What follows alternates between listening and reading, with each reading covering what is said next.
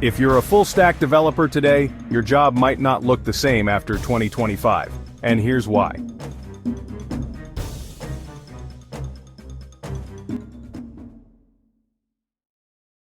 Right now, demand for full-stack developers is strong. But with global remote work, companies are hiring from everywhere, especially where labor costs are lower. And expectations? They're rising, without the pay-keeping pace. After 2025, AI automation could handle 50–70% of coding tasks. No-code tools are eating up simpler projects, and companies are favoring specialists over generalist full-stack developers. The skills most at risk? Routine CRUD apps, basic APIs, and template websites. Full-stack devs relying only on JavaScript and simple back-end knowledge may be in trouble.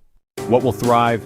AI integration, high-performance back-end systems, cloud DevOps, security, and domain-specific expertise.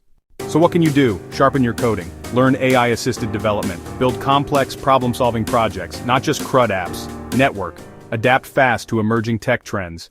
It's not that full-stack development is dying, it's evolving. The question is, are you evolving with it?